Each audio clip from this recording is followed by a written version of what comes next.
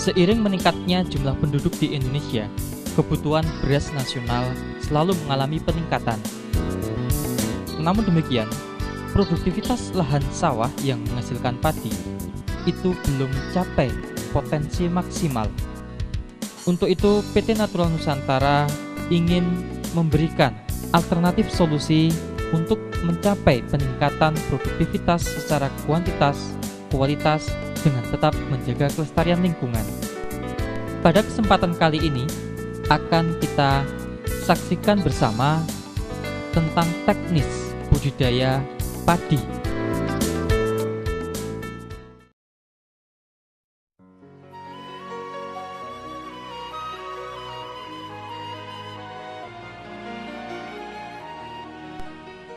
Sebagai persiapan awal, kita siapkan pembuatan persemaian. Untuk membuat persemaian dapat digunakan dengan cara menghitung perbandingan luas tanah untuk pembenihan dengan lahan tanam, yaitu 3:10. Artinya bila sawah seluas 1000 meter persegi, maka bagian sawah untuk persemaian dibutuhkan cukup sekitar 3,5 meter persegi.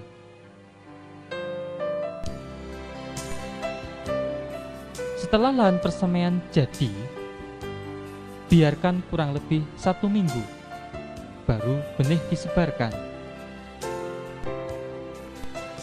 Langkah berikutnya adalah mempersiapkan benih.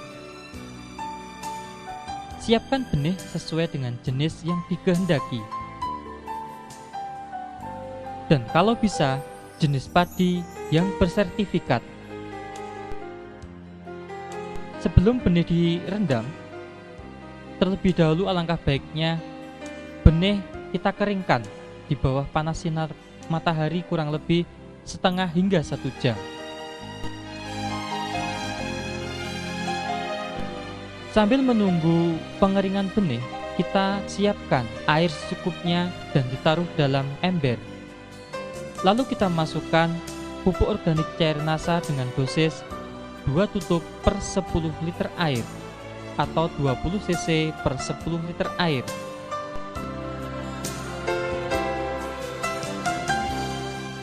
Kemudian masukkan benih yang telah dijemur tadi ke dalam ember atau drum yang telah berisi campuran larutan pupuk organik cair NASA.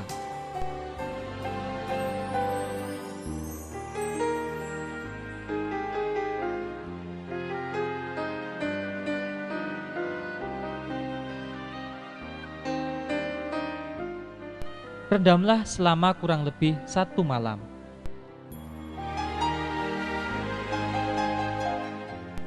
Setelah direndam selama 1 malam, lalu benih ditiriskan dan masukkan ke dalam karung atau bahan lain yang lembab.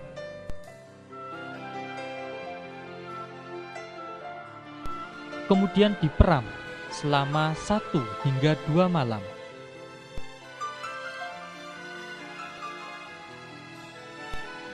Atau salah satu ciri benih siap disemai adalah sudah berkecambah kurang lebih setengah hingga 1 cm.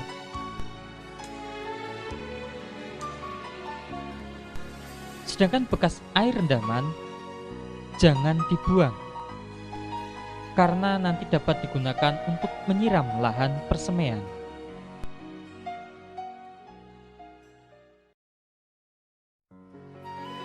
Sebelum benih disebar, lahan persemaian disiram dulu dengan bekas air perendaman benih.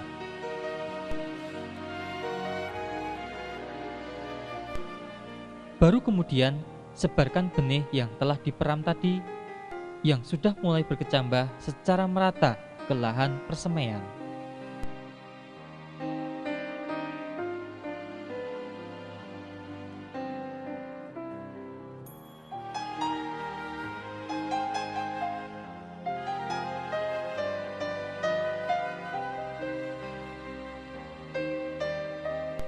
Dan akan lebih baik jika benih yang sudah disemai segera ditutup dengan jerami padi atau bahan lain seperti daun kelapa, daun pisang, kurang lebih selama 3 hingga 5 hari.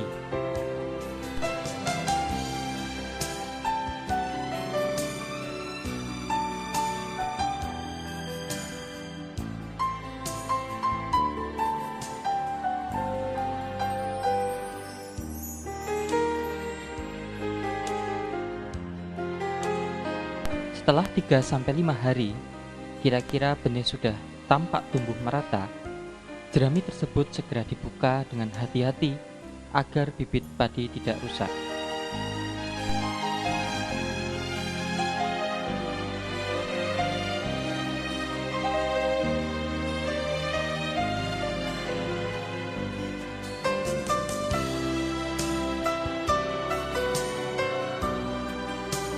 Bibit yang sudah tumbuh di persemaian, dalam pemeliharaannya disemprot dengan pupuk organik cair NASA dengan dosis 2 tutup atau 20 cc per tangki pada umur 7 hari dan 14 hari setelah semai.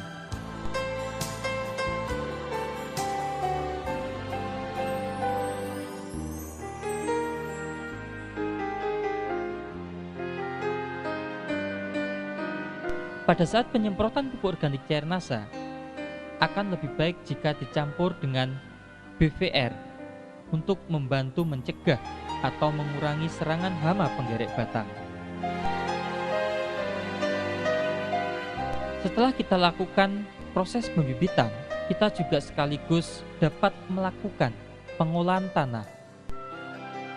Prinsip pengolahan tanah adalah pembalikan dan pemecahan bongkah-bongkah tanah sawah agar sirkulasi air dan udara di dalam tanah itu berjalan lebih baik. Pengolahan lahan tahap pertama adalah pembajakan. Pembajakan dapat menggunakan traktor atau dengan cara tradisional yaitu menggunakan cangkul ataupun dengan menggunakan tenaga hewan ternak seperti kerbau dan sapi. Tujuan pembajakan adalah untuk pembalikan tanah sekaligus mengendalikan gulma sehingga tanaman pengganggu dan biji-bijian dari rumput-rumput liar akan terbenam dan terurai. Selanjutnya, diamkan kurang lebih 1 minggu. Setelah waktu 1 minggu, baru dilakukan pemupukan dasar. Pupuk dasar berupa NPK, dolomit, dan juga supernasa dapat diberikan dengan beberapa alternatif waktu. Yang dimaksud adalah NPK, dolomit, dan supernasa sebagai pupuk dasar dapat diberikan pada saat sebelum dilakukan pembajakan pertama, dapat juga diberikan setelah pembajakan pertama, namun dapat juga diberikan pada saat sebelum tanam setelah lahan digaru dan sudah diratakan. Tentang dosis pupuk dapat kita lihat pada penampilan tabel pupuk sebagai berikut. Ada 3 tabel jenis dan dosis pemupukan. Tabel pertama merupakan dosis pupuk dengan potensi hasil panen mencapai 1 hingga 1,2 ton per 1000 meter persegi gabah kering panen.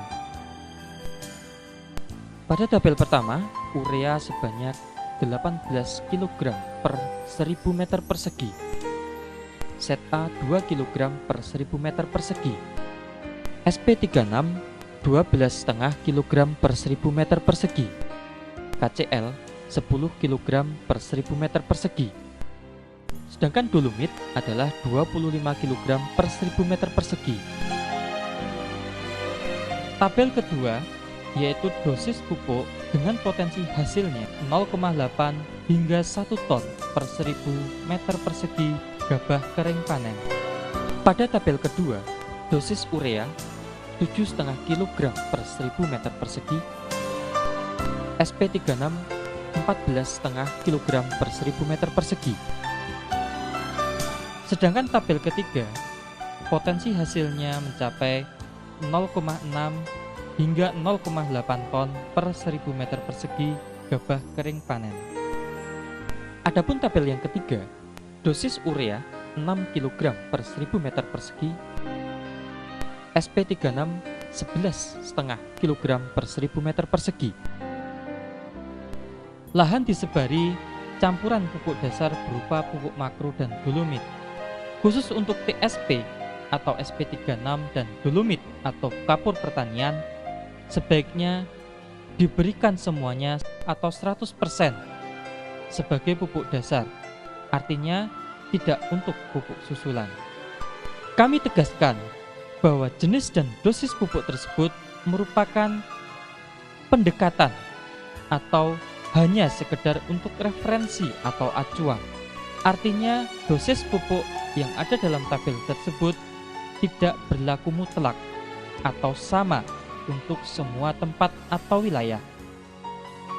Karena jenis dan dosis pemupukan berhubungan erat dengan jenis atau tipe tanah dan juga iklim di wilayah bersangkutan. Setelah dilakukan penebaran pupuk makro, selanjutnya Supernasa yang telah dicampur air disiramkan merata ke permukaan tanah. Adapun beberapa peran pupuk organik padat Supernasa terhadap perbaikan lingkungan tanah atau kondisi tanah antara lain: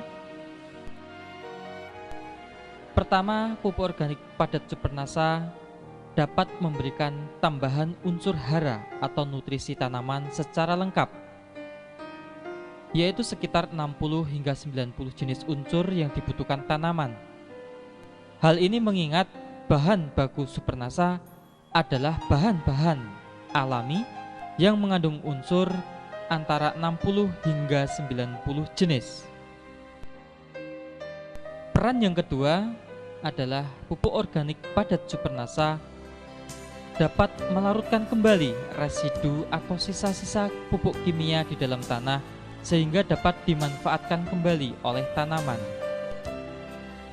Peran yang ketiga, pupuk organik padat Supernasa dapat memperbaiki struktur dan tekstur tanah sehingga tanah secara bertahap atau berangsur-angsur kembali gembur dan subur.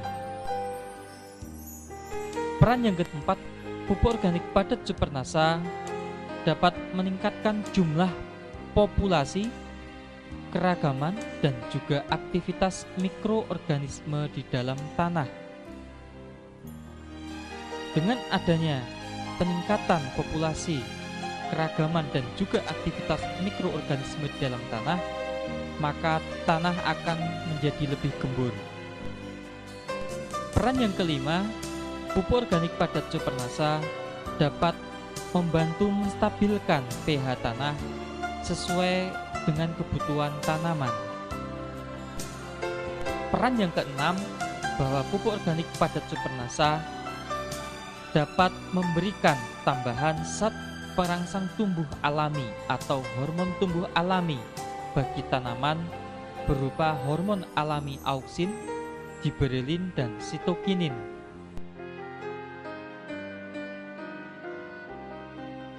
Caranya adalah bahwa satu botol Supernasa terlebih dahulu dilarutkan menggunakan 3 liter atau 3000 cc air menjadi larutan induk.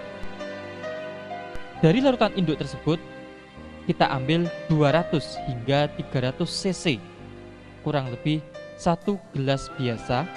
Kemudian kita encerkan dengan 50 liter air. Setelah kita aduk, barulah kita siramkan merata ke permukaan lahan.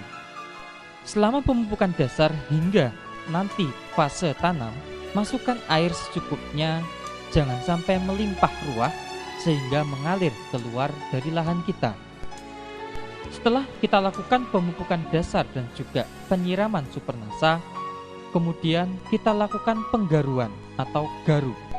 Tujuan penggaruan adalah agar tanah menjadi rata dan rerumputan yang masih tertinggal dapat terbenam ke dalam tanah.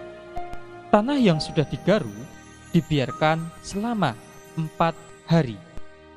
Setelah tanah sudah menjadi lumpur halus dan pupuk dasar maupun Supernasa sudah menyatu dengan tanah atau bereaksi dengan tanah, baru lahan siap ditanami.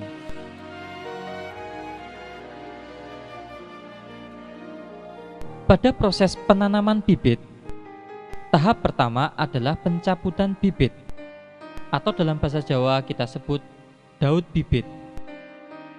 Perlu kita perhatikan bahwa dalam pencabutan bibit haruslah dilakukan secara hati-hati, supaya tidak banyak akar yang putus.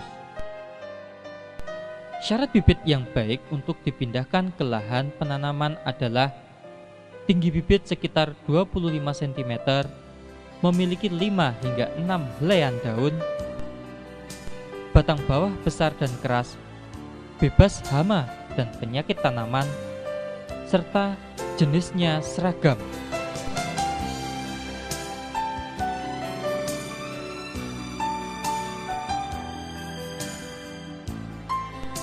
Umur bibit yang baik untuk pindah tanam tergantung varietasnya.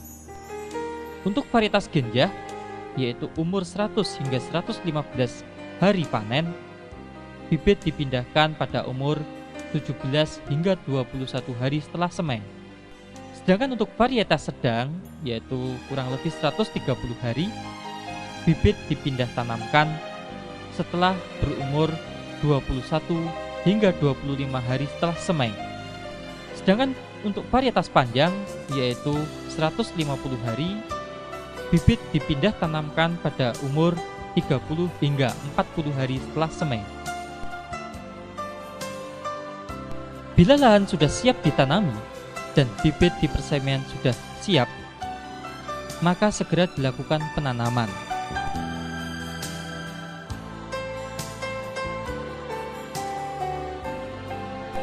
Jarak tanam yang digunakan antara lain adalah 25 kali 25 cm atau 30 kali 30 cm. Dengan jumlah bibit yang dimasukkan ke dalam setiap rumpun adalah cukup 2 hingga 3 bibit per rumpun. Pada saat penanaman juga perlu kita perhatikan kedalaman tanam. Umumnya, sebagian besar petani di Indonesia kurang memperhatikan kedalaman bibit atau kedalaman tanam. Kedalaman yang sering digunakan hanya didasarkan pengalaman selama bertahun-tahun jadi petani atau berdasarkan naluri. Bibit yang terlalu dalam dibenamkan atau ditanam akan berakibat pada berkurangnya jumlah anakan tanaman. Ini terjadi karena semakin dalam pembenaman bibit, maka akan semakin kurang suhu tanah, sehingga mata tunas yang ada di bagian bawah bibit tidak akan memperoleh rangsangan untuk membentuk anakan.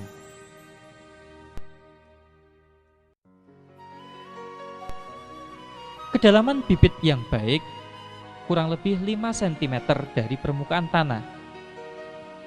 Tetapi karena prakteknya yang sulit, maka sebagai acuan atau sebagai pedoman bahwa bibit dibenamkan sekitar 2 buku atau 2 ruas jari tangan orang dewasa. Setelah kita lakukan penanaman, penyulaman diperlukan jika ada bibit yang tumbuh kurang baik atau mati. Sebaiknya penyulaman dilakukan hingga 15 hari setelah tanam. Fase selanjutnya adalah pemeliharaan. Pemeliharaan meliputi antara lain adalah pemupukan susulan. Pemupukan susulan untuk pupuk makro diberikan pada umur 25 hari setelah tanam dan umur 45 hari setelah tanam. Pada umur 25 hari, pemupukan susulan pertama bisa kita lihat pada tabel pertama, urea sebanyak 36 kg per 1000 meter persegi, set A 3,5 kg per 1000 meter persegi, dan KCl 10 kg per 1000 meter persegi. Pada pemupukan susulan kedua, yaitu pada umur 45 hari, pada tabel pertama, urea 18 kg per 1000 meter persegi, set A 2 kg per 1000 meter persegi, dan KCl 20 kg per 1000 meter persegi.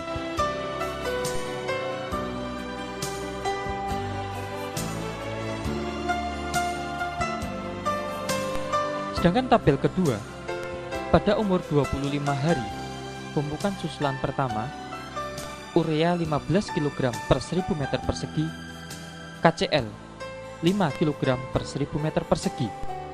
Pada pemupukan susulan kedua, yaitu pada umur 45 hari, urea 7,5 kg per 1000 meter persegi, KCl 10 kg per 1000 meter persegi.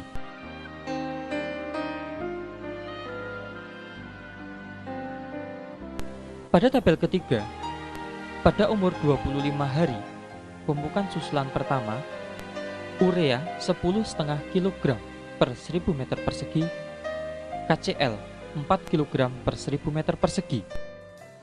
Pada pemupukan susulan kedua, yaitu pada umur 45 hari, urea 6 kg per 1000 meter persegi, KCl 7,5 kg per 1000 meter persegi.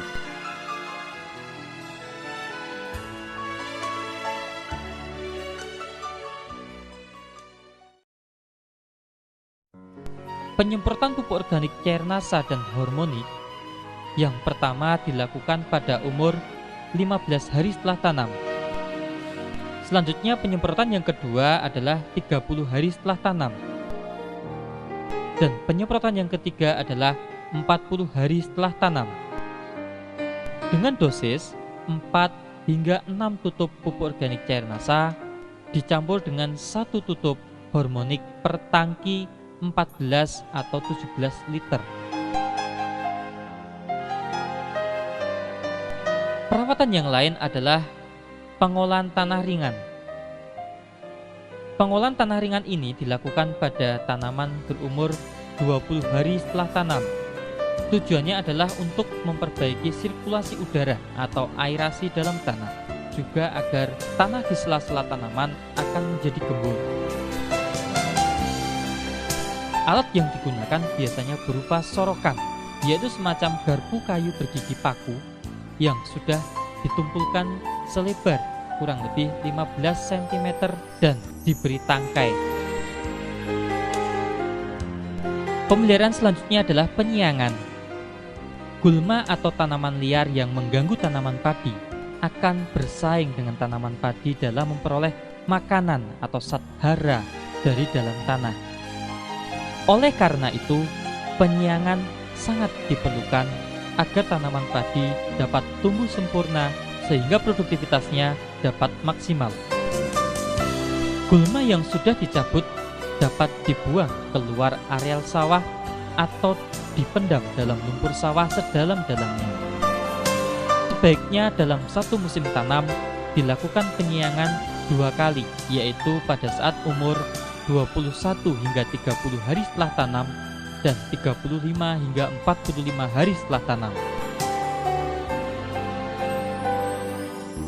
Dalam berbudidaya padi, hal yang sangat penting adalah pengaturan air.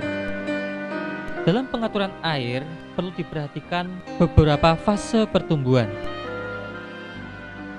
Pada fase pertumbuhan awal, yaitu setelah bibit padi ditanam, sawah harus digenangi air setinggi 2 hingga 3 cm selama 15 hari atau saat tanaman mulai membentuk anakan. Air harus dipertahankan agar struktur tanah yang sudah diperoleh saat pengolahan tanah dapat dipertahankan. Selain itu dapat juga menghambat pertumbuhan gulma. Kecuali jika tampak gejala serangan hama putih, maka pengairan diatur, yaitu 1 hari digenangi, selanjutnya 3 hingga 4 hari dikeringkan. Dikeringkan yang dimaksud adalah tanah cukup basah saja, tapi tidak ada air yang tergenang. Hal ini bertujuan untuk memutus siklus hama putih tersebut. Perlu kita ketahui bahwa hama putih sesekali dan biasanya pada malam hari turun ke bawah untuk memenuhi kebutuhan makan maupun minum dari air yang ada di permukaan tanah. Jadi dengan pengiringan diharapkan dapat mengurangi atau memutus siklus hama putih tersebut. Pengaturan air pada fase pembentukan anakan. Pada fase pembentukan anakan, ketinggian air perlu ditingkatkan dan dipertahankan cukup 3-5 cm hingga tanaman terlihat bunting.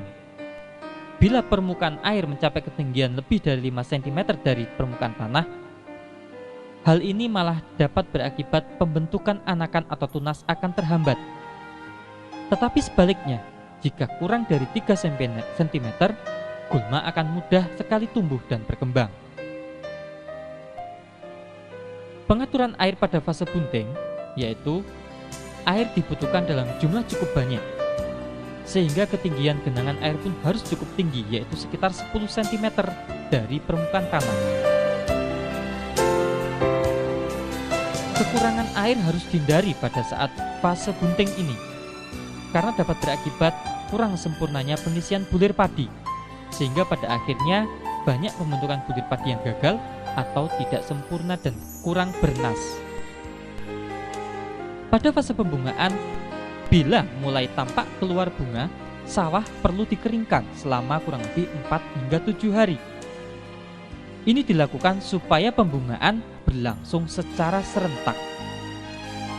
Pada saat bunga muncul serentak, air segera dialirkan kembali sampai ketinggian 5 hingga 10 cm agar tanaman dapat menyerap makanan maupun air sebanyak-banyaknya.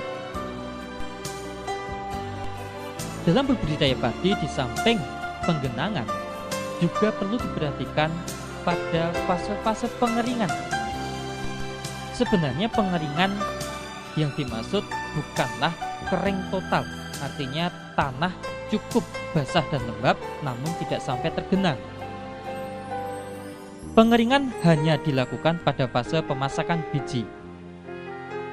Tujuan utamanya adalah untuk memperbaiki aerasi tanah, meningkatkan suhu dalam tanah, dan juga meningkatkan penambahan bahan organik oleh jasad renik, dan sekaligus mencegah terjadinya busuk akar, serta bermaksud untuk mengurangi atau mencegah populasi hama. Sedangkan pada pemasakan biji atau pemasakan bulir padi bertujuan untuk menyeragamkan biji atau bulir dan mempercepat pemasakan bulir padi. Sebagai patokan, pengeringan dilakukan saat seluruh butir padi mulai menguning. Pengeringan jangan dilakukan sebelum semua bulir padi tampak kuning, karena dapat berakibat malai padi menjadi kopong atau kosong atau gabuk. Pengeringan ini dilakukan hingga saat padi siap dipanen.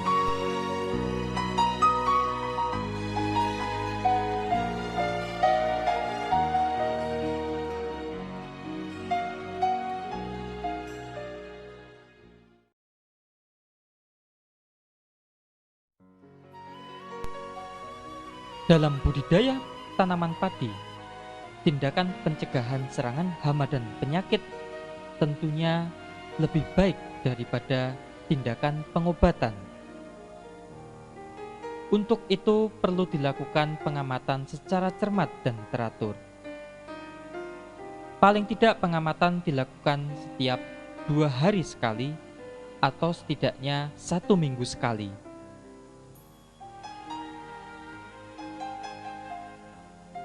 Penggunaan produk-produk pengendali hama dan penyakit dari PT NASA seperti Natural Glio, Natural BVR, Pestona, dan Natural Vitura sebaiknya dilakukan sejak fase pembibitan dan juga pada fase awal pertumbuhan secara bergantian berselang-seling, atau bisa digunakan salah satu produk saja sesuai dengan jenis hama yang berpotensi menyerang.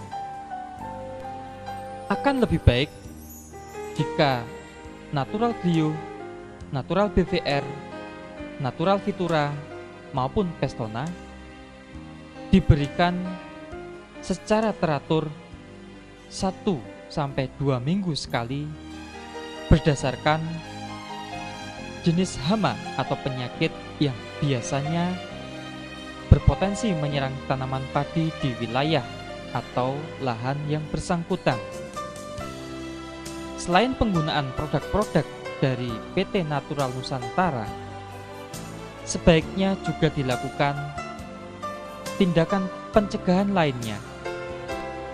Tindakan pencegahan serangan hama dan penyakit tanaman padi juga dapat dilakukan dengan beberapa cara. Misalnya dengan pengaturan rotasi tanaman dan juga rotasi varietas tanaman padi. Dengan pengolahan tanah yang baik, pengaturan jarak tanam, penyiangan secara teratur, kemudian dengan pengelolaan air, perbaikan sanitasi lingkungan, misalnya dengan menjaga kebersihan penatang sawah, dan yang tidak kalah pentingnya adalah dengan pemberian nutrisi atau pupuk secara lengkap, cukup, dan berimbang. Adapun beberapa hama dan penyakit yang sering dijumpai menyerang tanaman padi, di antaranya adalah yang pertama adalah hama putih palsu.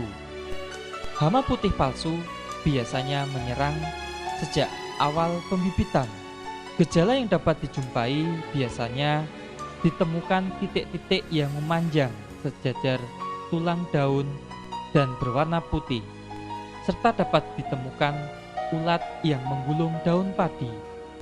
Untuk pencegahan ataupun pengendalian, sebaiknya menggunakan natural BVR sejak pada fase pembibitan untuk mencegah atau bahkan mengurangi meluasnya ancaman serangan, dan juga dengan cara pengaturan air yang baik seperti yang sudah dijelaskan pada fase pengelolaan air. Hama yang kedua adalah hama penggerek batang padi. Hama penggerek batang padi biasanya menyerang tanaman padi dengan cara menggerek batangnya. Jika menyerang tanaman padi pada fase vegetatif atau pada saat tanaman masih muda, disebut dengan sundep. Gejalanya adalah batang padi mudah sekali dicabut dan berwarna kuning kecoklatan. Sedangkan apabila penggerek batang padi menyerang pada fase generatif atau pada saat tanaman padi memasuki fase bunting, biasanya disebut hama beluk. Gejala serangan hama beluk dapat dijumpai malai kelihatan hampa atau kosong dan mudah sekali dicabut karena bagian bawah batang digerek oleh hama beluk tersebut. Untuk pencegahan ataupun pengendalian dapat diberikan atau disemprotkan natural BVR atau Pestona. Natural BVR ataupun Pestona dapat digunakan salah satu saja atau juga dapat diberikan kedua-duanya dengan cara berselang-seling.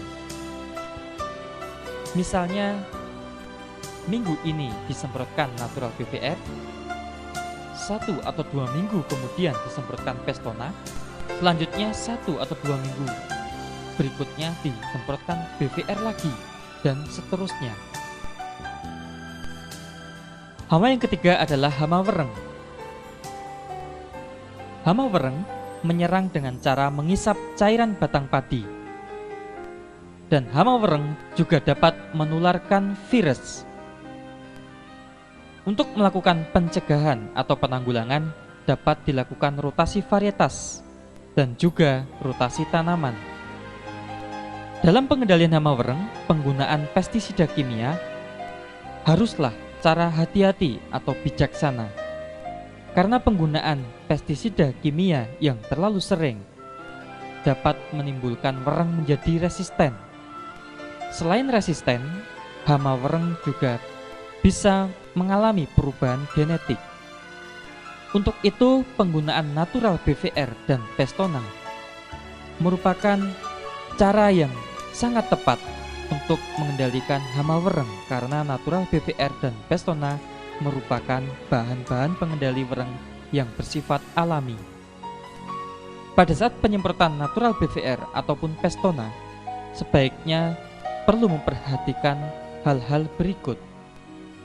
Misalnya, natural BVR dan Pestona dilakukan pada saat fase-fase telur baru menetas atau pada saat wereng muda atau nimfa lebih banyak dari wereng dewasa, Penyemprotan natural BVR dan Pestona disemprotkan mengenai sasaran pada pangkal batang karena disitulah tempat yang sangat disukai oleh hama wereng.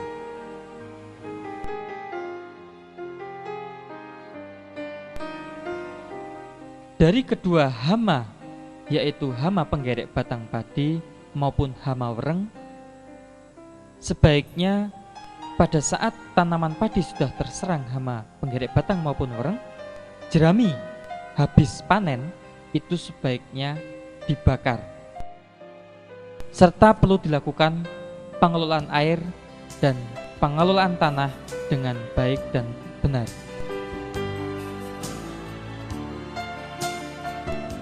Hama yang keempat adalah hama walang sangit. Hama walang sangit menyerang buah padi yang baru masak susu. Biasanya dijumpai ada bekas isapan dan bulir padi berbintik-bintik hitam. Untuk pengendalian atau pencegahan hama walang sangit, sebaiknya digunakan natural BVR atau juga dapat digunakan Pestona.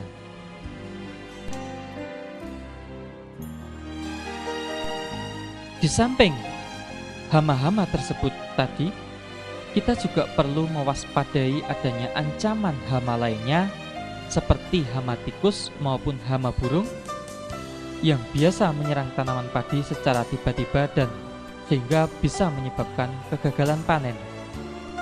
Khususnya hama tikus dapat dilakukan penyebaran atau penebaran musuh alami tikus seperti burung hantu, ular, anjing, maupun kucing.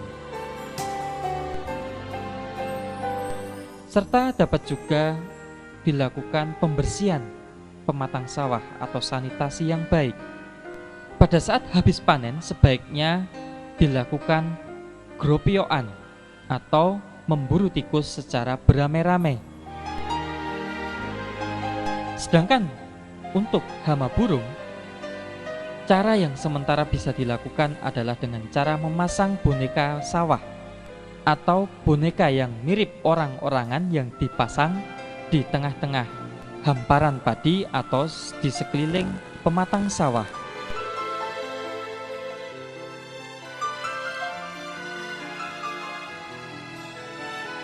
Di samping hama, kita juga harus mewaspadai ancaman serangan penyakit tanaman padi. Penyakit-penyakit tanaman padi yang perlu diwaspadai antara lain penyakit yang disebabkan oleh jamur, diantaranya adalah penyakit blas yang disebabkan oleh jamur Pyricularia oryzae, serta juga penyakit yang disebabkan oleh jamur Fusarium. Di samping itu yang juga perlu diperhatikan adanya ancaman penyakit yang disebabkan oleh bakteri Xanthomonas campestris, seperti penyakit kresek atau kresek atau penyakit hawar daun. Untuk mencegah serangan penyakit tersebut, sebaiknya diberikan nutrisi yang lengkap, cukup, dan berimbang sejak pada awal tanam. Di samping itu, harus diberikan pencegahan dengan pemberian natural glio pada saat sebelum tanam. Harus diwaspadai juga adanya ancaman penyakit tungro yang sudah terbukti sangat membahayakan pada tanaman padi. Penyakit tungro disebabkan oleh virus yang ditularkan oleh wereng hijau.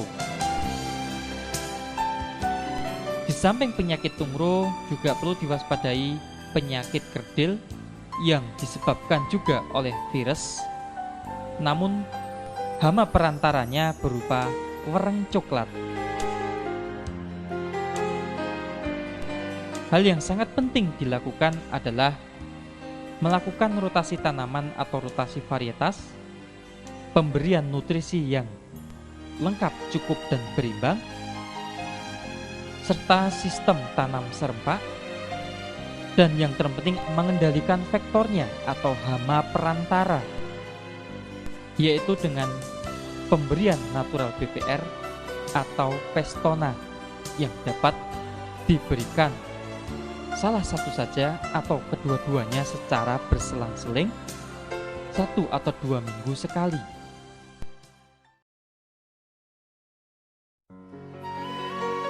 Setelah tanaman cukup umur, maka segera dilakukan pemanenan. Pemanenan dapat menggunakan sabit atau ani-ani atau alat yang lain disesuaikan dengan lokasi dan juga tradisi setempat. Demikianlah informasi tentang budidaya padi dari PT Natural Nusantara.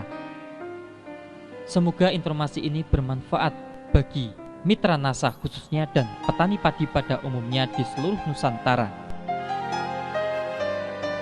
Terima kasih dan salam NASA.